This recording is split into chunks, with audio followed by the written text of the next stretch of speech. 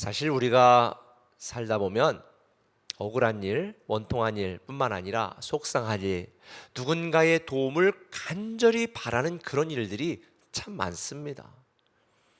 지금 오늘날 많은 사람들이 중보기도 제목 올려놓는 걸 보면 길이 없어요. 앞이 막막한 분들도 있습니다. 겉은 멀쩡한데 속은 타들어가고 속이 무너지는 분들도 꽤 있는 것 같습니다. 오늘 본문의 내용 여러분 다 아시는 내용이잖아요. 어떤 도시에 하나님을 두려워하지 않고 사람을 무시하는 불의한 재판관이 있었는데 억울한 일을 당한 한 과부가 자기의 억울함을 그 재판장에게 호소하잖아요. 그런데 재판장이 들은 척도 안 합니다.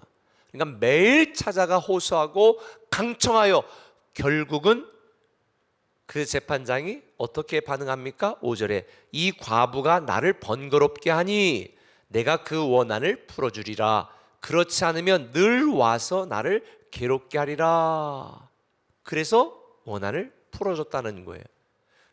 오늘 이 본문 말씀을 자세히 묵상해 보시면요, 너희들 기도 응답 못 받는다, 너희들 억울한 일 많을 거야, 너희들 괴롭고 힘든 일 많을 거야, 근데 하나님은 침묵하실 수도 있어, 이거예요. 그렇지만 낙심하지 말고 기도를 멈추지 말고 계속 기도하라는 거예요. 내 상황과 내 형편이 전혀 바뀌지 않고 변화의 낌새가 없어도 새롭게 회복됩니다.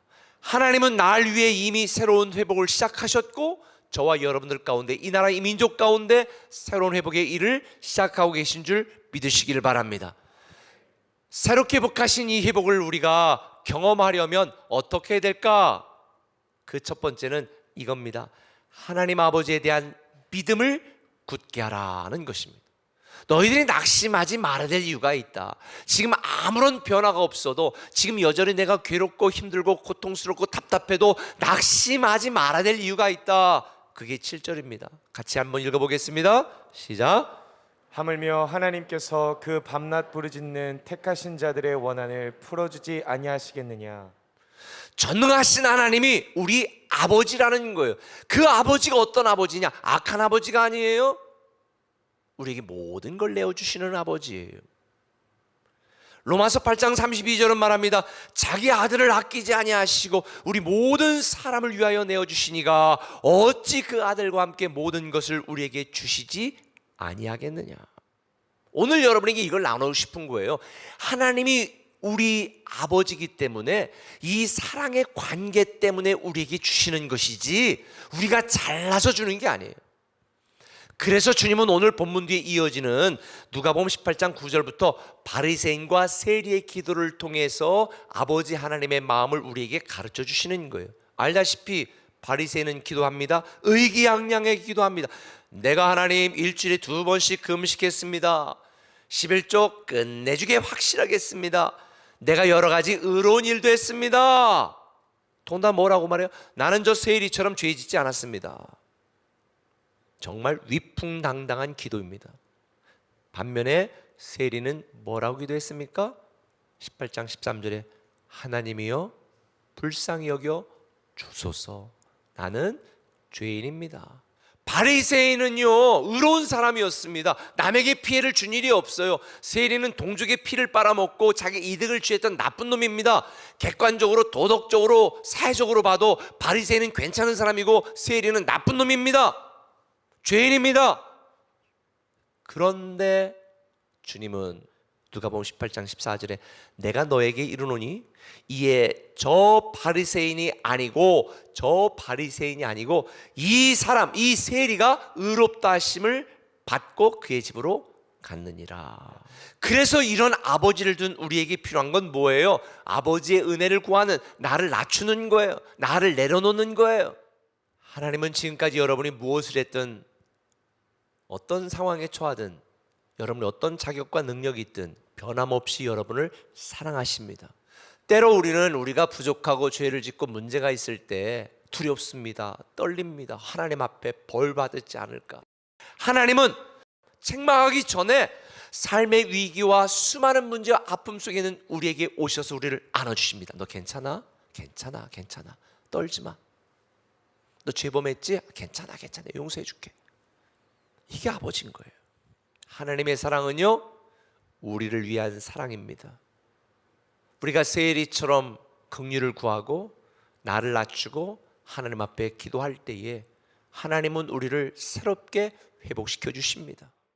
한 걸음 더 나가서 우리의 상황이 우리의 뜻대로 계획대로 이루어지지 않아도 우리가 낙심하지 말아야 될 결정적인 이유가 뭐냐? 하나님의 자녀의 특권인 기도를 계속할 때 우리는 낙심하지 않을 수가 있어요. 왜냐하면 우리는 하나님의 자녀이니까. 오늘 7절에 이렇게 말해요. 하물며 하나님께서 그 밤낮 부르짖는 택하신 자들의 원한을 풀어주지 않겠느냐. 택하신 자가 뭐예요? 우리는 하나님의 택하신 족속, 왕같은 제사장, 존귀한 하나님의 자녀, 하나님의 위대한 상속자가 바로 저와 여러분입니다. 우리가 하나님 자녀이기 때문에 하나님 아버지께 기도할 수 있는 거예요. 우리가 기도하는 것은 우리를 사랑하시는 아버지 하나님과의 친밀한 관계와 영적인 교제를 위해서 기도하는 거예요. 그래서 주님이 진짜 잘하는 기도를 이렇게 가르쳐 주셨어요. 요한복음 15장 7절 같이 한번 읽어볼까요? 시작. 너희가 내 안에 거하고 내 말이 너희 안에 거하면 무엇이든지 원하는 대로 구하라. 그래야면 이루리라. 우리가 구하는 대로 응답하시는 하나님이 우리 아버지고 우리는 그분의 존귀한 자녀라는 사실에 대한 분명한 믿음이 있다면 우리는요, 항상 기도하게 돼 있고 무시로 기도하게 돼 있고 계속 기도하게 돼 있어요. 우리의 간절함과 절박함을 아시는 하나님께서 응답하신다니까요. 우리의 기도를 들으시고 새롭게 회복시키신다니까요. 성령님은요, 우리가 가진 지혜의 한계, 성품의 한계, 능력의 한계, 인간성의 한계를 넘어 우리를 위하여 일하십니다. 우리의 기도와 소망이 실제가 되게 만드시는 분이 바로 성령님이세요. 한번 따라합시다. 기도가 일상이 되면 은혜도 일상이 된다. 은혜도 일상이 된다. 기도가 일상이 되면요, 기적도 일상이 되고요, 기도가 일상이 되면요, 하나님의 놀라운 축복도 일상이 됩니다. 저는 여러분들이 기도를 계속해서 성령님의 능력이 여러분의 일상이 되기를 예수님의 이름으로 축원합니다. 때로는 우리가 기도해도 하나님께서 응답이 더디는 것처럼 느껴질 때가 많아요. 오늘의 무응답은요, 내일을 위한 응답이에요. 그래서 우리를 사랑하시는 하나님을 믿고 그 믿음을 굳게 하고 낙심하지 말고 계속해서 이끄시고 인도하시는 하나님을 기대하며 우리는 기도해야 되는 거예요. Light in the darkness, 어둠의 빛이 되시는 주님, Promise Keeper, 약속을 지키시는 하나님. 하나님께서는 우리를 위한 때, 그리고 저와 여러분을 위한 때에 하나님의 방법으로 이루어질 줄 믿습니다. 그러니 우리는 그 어떤 상황에도 낙심하지 말고 새롭게 회복시키시는 하나님을 바라봐야 되는 거예요. 결국 우리의 문제는 괴로운 상황이나 환경이 아니라 뭐가 문제다? 나의 믿음이 문제다. 하나님이 우리 아버지라는 믿음을 굳게 하시길 바랍니다. 하나님 자녀의 특권인 이 기도를 멈추지 말고 계속 하시길 바랍니다. 그리고 그 어떤 암담한 상황 속에서라도 낙심하지 마십시오. 그러면 하나님께서 반드시 새롭게 회복시키실 것입니다.